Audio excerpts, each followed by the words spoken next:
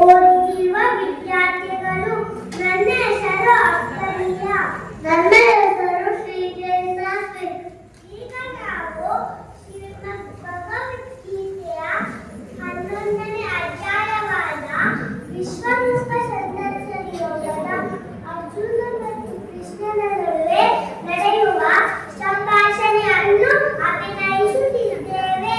ಹೇ ಕೃಷ್ಣ, ನೀನು ಬೋಧಿಸಿದ ಆರ್ಯನ ಜ್ಞಾನದಿಂದ ನನ್ನ ಮೋಹವು ನಾಶವಾಯಿತು. ಕಮಲದ ಕಣ್ಣುಗಳನ್ನು ಹೊಂದಿರುವವನೇ, ಎಲ್ಲ ಜೀವರಾಶಿಗಳ ಉತ್ಪತ್ತಿ, ಸ್ಥಿತಿ ಮತ್ತು ಪ್ರಳಯಗಳನ್ನು ನಿನ್ನಿಂದ ತಿಳಿದಿದ್ದೇನೆ. ಹೇ ಪರಮೇಶ್ವರ, ನೀನು ನುಡಿದಂತಹ ಎಲ್ಲ ಮಾತುಗಳು ಸತ್ಯವಾಗಿದೆ. ಆನೆಯ ವಿಶ್ವರೂಪವನ್ನು ನೋಡಬೇಕೆಂಬ ಬಯಕೆ ನನ್ನದಾಗಿದೆ. ನಿನ್ನ ರೂಪವನ್ನು ನೋಡಲು ನನಗೆ ಯೋಗ್ಯತೆ ಇದೆ ಎಂದು ನನಗೆ ಅನ್ನಿಸಿದರೆ ನಿನ್ನ ಅವ್ಯ ಸ್ವರೂಪವನ್ನು ನನಗೆ ತೋರಿಸು.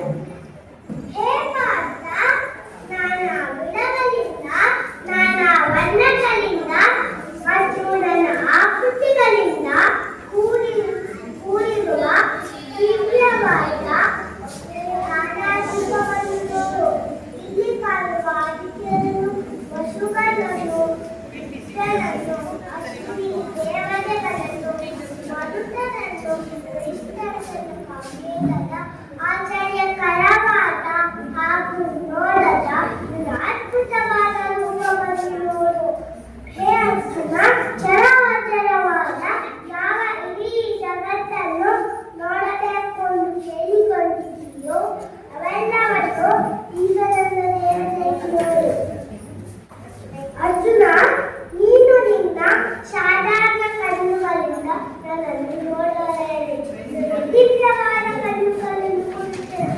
ಅದ್ಭುತವಾದ ವಿಶ್ವರೂಪವನ್ನು ನೋಡು.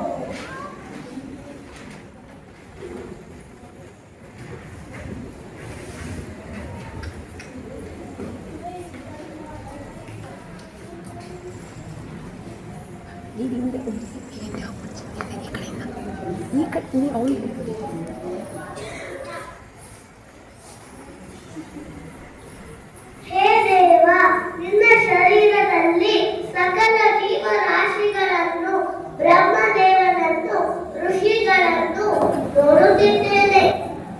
ಹೇ ವಿಶ್ವೇಶ್ವರ, ಅನೇಕ ಬಾಹುಗಳು, ಉದರಗಳು, ಮುಖಗಳು, ನೇತ್ರಗಳು ನನಗೆ ಕಾಣುತ್ತಿದೆ. ಈ ನಿನ್ನ ರೂಪಕ್ಕೆ ಆದಿಯೋ ಮಧ್ಯವೋ ಅಂತ್ಯವೋ ನನಗೆ ಕಾಣುತ್ತಿಲ್ಲ. ಕಿರೀಟವನ್ನು, ಗದೆಯನ್ನು, ಚಕ್ರವನ್ನು ಧರಿಸಿರುವ ಕೈಗಳನ್ನು, ಅಗ್ನಿಯಂತೆ ಕಣ್ಣುವುಳ್ಳ ಸಹಸ್ರ ಸೂರ್ಯರ ಪ್ರಭೆಯಿಂದ ಕೂಡಿದ ಶರೀರವನ್ನು ನೋಡುತ್ತಿದ್ದೇನೆ. ನಿನ್ನ ರೂಪವು 4 ದಿಕ್ಕುಗಳನ್ನು ತುಂಬಿದೆ. ಭೂಮಿ ಆಕಾಶವನ್ನು ವ್ಯಾಪಿಸಿದೆ. ಉಗ್ರವೂ ಅದ್ಭುತವೂ ಆದ ನಿನ್ನ ರೂಪವನ್ನು ನೋಡಿ 3 ಲೋಕಗಳು ತಟುಕುತ್ತಿವೆ. ಹೇ ಮಹಾಬಾಹು, ಅಸಂಖ್ಯಾತ ಮುಖಗಳು, ನೇತ್ರಗಳು, ತೊಡೆಗಳು, ಪಾದಗಳು, ಉದರಗಳು, ಕೋರ ಹಲ್ಲುಗಳು ಇರುವ ನಿನ್ನ ರೂಪವನ್ನು ನೋಡಿ ನಾನು ಹೆದರಿದ್ದೇನೆ. ಗಗನಕ್ಕೆ ಮುಟ್ಟುವಂತೆ ಬೆಳೆದ ನಿನ್ನ ರೂಪವನ್ನು ನೋಡಿ ನನ್ನ ಹೃದಯವು ಗಾಬರಿಗೊಂಡಿದೆ. ಹೇ ಜನಾರ್ದನ, ನನಗೆ ಶಾಂತಿಯೇ ಇಲ್ಲದಾಗಿದೆ. ಹೇ ದೇವದೇವ, ನಿನ್ನ ಮುಖವನ್ನು ನೋಡಿ ನನಗೆ ವಿಭ್ರಮೆ ಉಂಟಾಗುತ್ತಿದೆ. ಹೇ ಜಗ ನಿವಾಸ, ಪ್ರಸನ್ನ